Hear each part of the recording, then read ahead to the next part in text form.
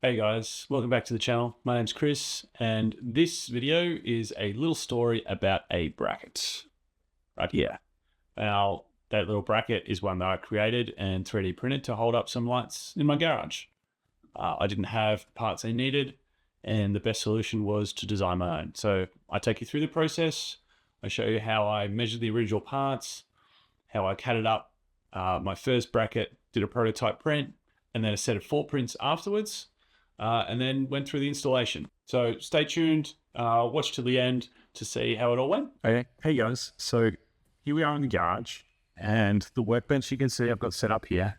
BambuLab print on one end, tools and stuff on the pegboard wall, bit of storage above, and just to tilt up so you can see the lighting situation, there's a couple of downlights on the roof. Okay, so along here, we've got 3 downlights set up.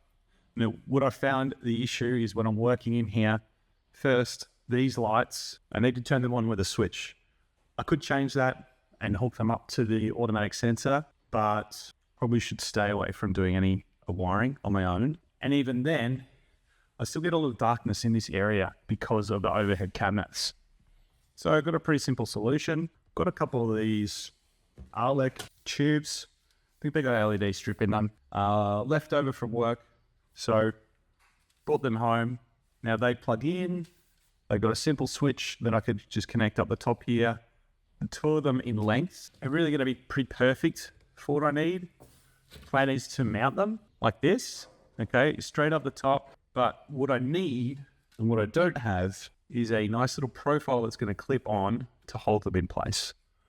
Now, I could, the simple way would probably be get some adhesive and just stick them up there. But so I'd rather have some 3D printed clips. So if I ever need to slide them out or pull them out, unclip them, move them anywhere else for any other projects I'm working on, I can do that easily. If I adhesive them on, I can't do that. So what we're going to do, I'm just going to take you through the process of recreating this geometry, designing then the 3D printed clip. All right, so we have to work out how we're going to attach it to these metal panels. We're going to sketch the dimensions here. We'll go up to the computer and jump onto SolidWorks to do the modeling. And from that, I'll quickly take you through the process of slicing and printing and probably the troubleshooting in between to get something to work exactly where you need it to. Let's jump onto concepts. Okay, here we go. So this is the app, Concepts. Use this for a lot of projects. Had it for very many years. Very good with the Apple Pencil. I'm on the iPad, just the iPad Air. And this, just really good for sketching. Now, what I want to do here downstairs is capture that profile. So I've got my calipers, just the analog calipers. I'm just going to measure that shape, recreate it. But the main thing I know is I probably want to clip around like that sort of indent detail that's on the side. You can just see there. Or if I want to be safer, I could even use this sort of curve here. But if I model the whole thing, I can go up to the PC, and then I can fiddle around with the exact design detail that I need. So first step, get this profile right.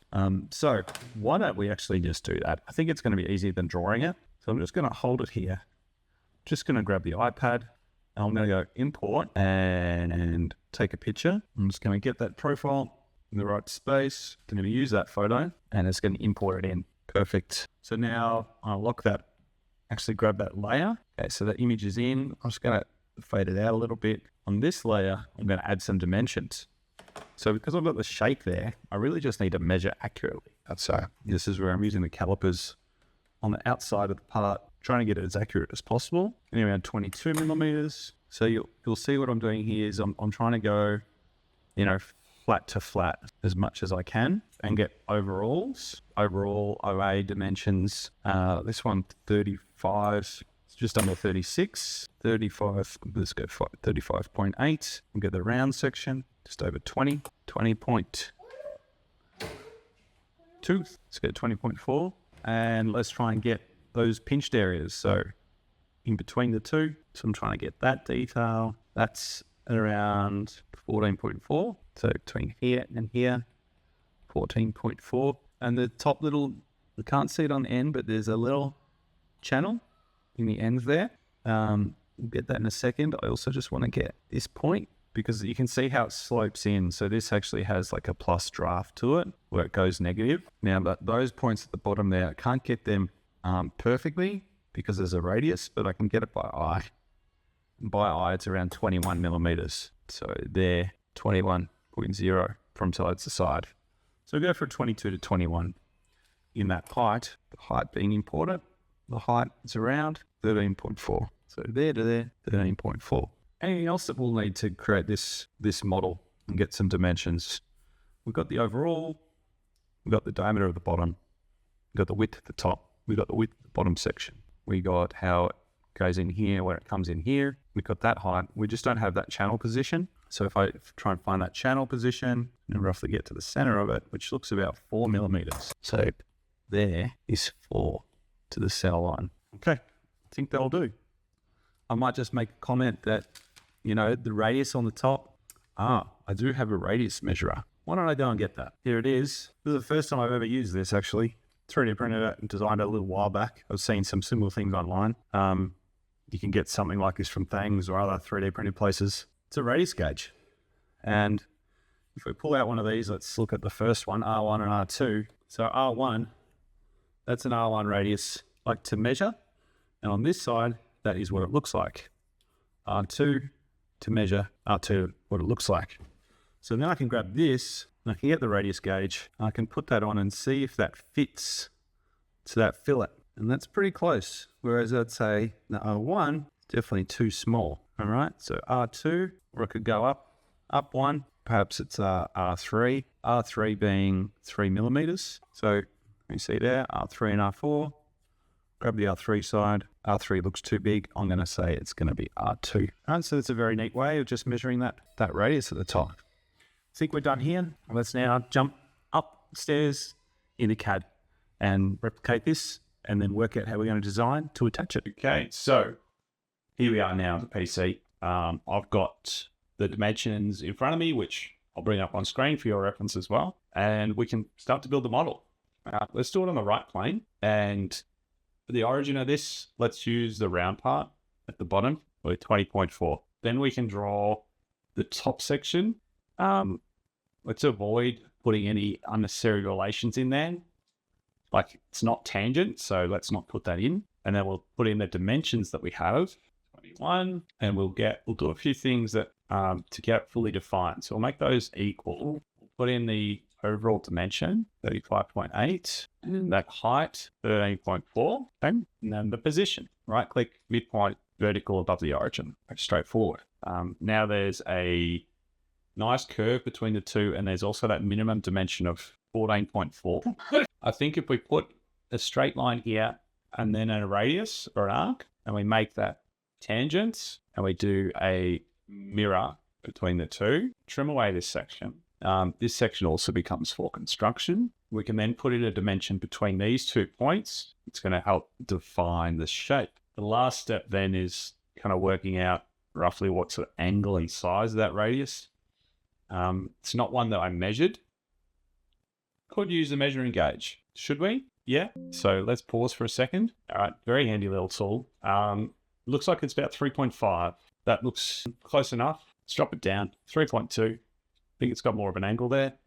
Now that shape's fully defined, we can put the R2 on the top corners. So just grab those two and okay. The bottom ones, I didn't measure that radius, but let's assume that they're going to be very, very similar. So we'll go one there. All right. And that is our profile. Now we can use this for a reference. We're just going to extrude it out mid-plane, 100 mils, and then save so that we can use it again. All right. So next step, now we're up to the design point. Now design considerations for this, we want to be able to clip down on top of this, and we want to be able to get a screw through, I think, into the metal. So the idea for the bracket will be that it's a snap fit. So your bracket can sort of flex out, in and out a little bit, just enough to hold it. It's very light, so it doesn't need to hold a lot of weight. And then through those overheads, which are metal, I can drill some holes, put a bolt through, and put a nut on the other side that holds it in place. Now, I hadn't put, the last little bit that I hadn't put in there was that little cut detail. which if I remember correctly was 4 mil from the top. We're going to do it like this. It's going to be around there. You're going to mirror, put a dimension in, 4 mil. Going to cause an error. Exit and OK. Just updates like your contours. There we go. It's a little bit big. Bring it down 1.5. All right, that is now pretty good for us. So the profile or how it's going to sit on top. Again, I haven't thought about it too much, but we've got all of this reference here. I would suggest we start with some of this shape. Don't need all of it, but if I get that as a starting point, let's say I give it a little bit of clearance. If I reverse that. All right, so that's for construction and that's that outside shape. And this, as it comes up, we can build into some kind of bracket clip. What we're going to want to do is have another face up the top. Don't know exactly where. I'm going to work that out. We need a clearance here for a screw. How big is a screw head going to be? If we give it 10 millimeters, we should be fine. And the idea being you put the screws in first and then this bracket just snaps over this. Like it's got a kind of shape where if I make sure that these come out enough, it'll just flex into position. Those two will flex out. So that looks reasonable. We'll try and do this pretty sort of quick, low tech, not overthinking. So let's put a couple of radiuses in those two corners at the top. Let's then do an offset. Should we do an offset or should we just do a straight thin extrude? We just do a straight thin extrude. So we pick the thickness and start with 2 millimeters. And we don't need to do extra long sections. Maybe it's just 20 to start. Unmerged result. Now this kind of has a bit of a lead in already, but see here at this point, that's 14.4, but with that at the head, it's 22. So it's got to stretch quite a way. I'm not sure if we're going to get enough stretch in this without cracking it. They don't need to be in that tight. What we actually find is that this could be much bigger. It's still going to do the job, even though it just sits down a little bit. Does that make sense? So the main thing that we need on this is for some face to hold this part of the body, right? So all of this element here, let me show you the better way. But just look at this section. It's this area is going to be held by this face, right? I don't need it to be really tight against this curve. That doesn't need to happen. I just need to make sure that from this edge to here, that sort of thickness is reasonable. And that's where I can go into the CAD and I can look at this, even if I go back into here, this sketch, and I can say between like this point and this point, let's do a construction line just to help. Between here and here, it's got 2 millimeters plus of holding. Now, as long as the whole thing can't move all the way to one side, 2 millimeters, and then drop out, we'll probably get a pretty nice balance for that snap from that edge. All right, so what can we do to clean this up? I think we just get rid of that little radius there if we can. I might do that with a fillet. What we might actually do is just extend that face out. Let me see if I can offset it. No, I think I will just convert it and extrude it out a couple of millimeters lined like this, just so I've got a bit more of an edge to come into. What I mean by that is where you just look at a exploded view. When this comes in, right, I don't want it to hit on a top edge like this. I kind of want to hit on a side edge. So this edge here, this needs to extend out a little bit further. So it's hitting more on top of that radius. So I actually want to extend that out further, because then when it comes up, it's starting to hit that edge and push the whole thing out. Can I mirror? Not when I'm in exploded mode. Just go back to there, mirror. Okay, that's looking good. Well, let's just make a hole for our screw while we're at it so we don't forget. Don't know exactly what screws I'm going to have. Good chance it's going to be M5. Cut through that. All right, so it's a pretty neat little clip. Yeah, pretty simple. We don't need to get too fancy from here. As long as the thickness is okay, 2 millimeters. When we're 3D printing it, we'll probably just print it straight up like this. Again, so yeah, that's not going to be any difficult. We're not going to have any difficulty with that. I'm going to put a small chamfer on these edges, just to clean that up a little bit. And just to finish it off, a couple of radiuses to smooth some of the sharps.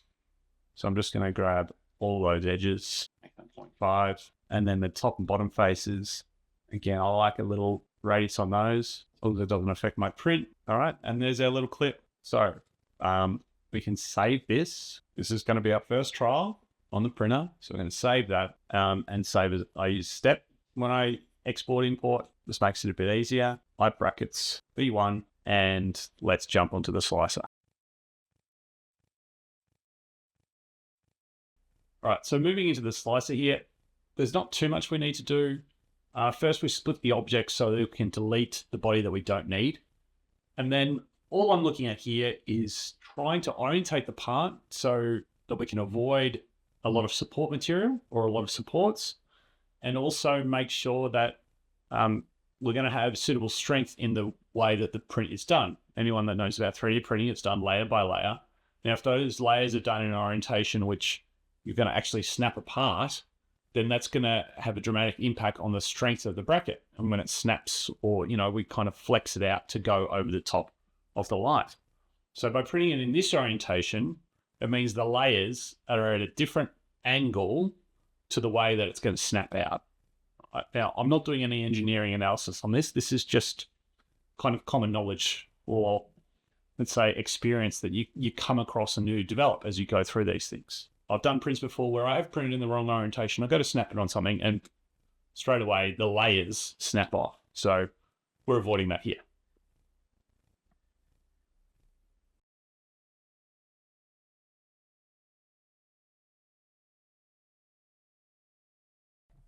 All right, first print's done. Let's see how it went. No issues, nice and quick. I think it was about a 20-minute print using the smooth plate. So it's got a smooth finish both sides. We just hold up this, and you can see it's got a bit of flex to it, right? So a little bit of flex, yeah, that feels pretty good. And so if we had this clipped, we push this one. Now I can see already it's a little bit smaller than I would have liked. All right, but if I get one side in, click down, that looks like it's gonna hold. Now I've only got one clip here, but in my next print, I can print a couple, and I think it's loose enough that I'll be able to click it off without damaging the part. All right, the snap, I could probably make it a little bit tighter if I wanted to, but I'm comfortable with how that's sort of working at the moment. I just need to find some nuts and bolts, make sure I've got the right ones there, and then I'll go ahead and finish off the print. So when I jump back into CAD with this part, there's only really two changes that I'm doing. First, I just reduced ever so slightly the gap to the sides of the model, making it a slightly tighter fit. And then because I've chosen a countersunk screw, I've just put a little chamfer on the hole, just so that screw doesn't sit as proud as it might otherwise. I deleted the body that I didn't need and saved and exported the step file to import into Bambu Studio. Now, back in Bambu Studio, we're importing the updated file, so I delete the old one. I go back to the same orientation, all right, so I'm printing it on its side once again. And now I decided to print 3 clips per light, all right, so 6 in total. And I always try and default to the software, letting the software arrange them on the plate. All right, only in very particular circumstances will I deliberately place them, but I just hit auto arrange, it spreads them out, and then we go into print. And, you know, I'm pretty happy it did do it this way, because you'll see what comes up in a minute in this 3D print. We actually have some issues. And now I get to talk you through how to actually deal with it if you see this. So print was going okay. I've done a reasonable job of checking along the way what was happening, but I did check halfway in. It's only an hour print, and I could see there was spaghetti. So I immediately paused the print, and then I was able to come onto the app. So the app's on my phone. Now, I've only got a P1S printer, so on the menu of the printer itself, I don't have the option to go and skip different models, but I can do it on the phone. So I recorded the phone screen here, and you can see I've gone into the skip objects section, and there I just had to pick out which objects are the ones that the prints had failed. What had happened is they'd moved off the plate, and that's why we're getting the spaghetti. Selected the 2 objects that were no longer printing, forced the skip on those, I cleared away the spaghetti material, and then I was able to continue the print, and 4 was all I needed in the end. And the fitting now, if we have a look at the fitting, so we can see the snap on, pretty good. Doesn't slide as much as the first one. I did tighten it up a very tiny bit in CAD. So now, yeah, all I've got to do is drill some holes. I've got some small M5 bolts here with some nuts. Let's put it together.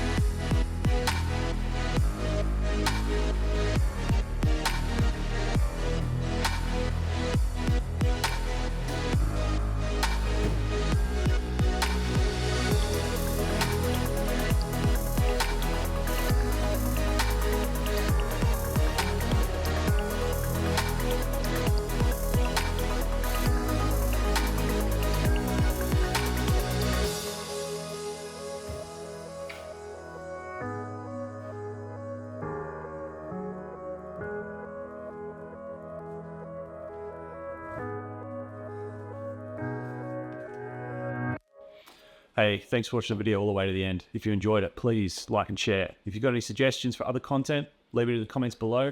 If you haven't already, please subscribe. And there's some other videos here. Check out. Thanks.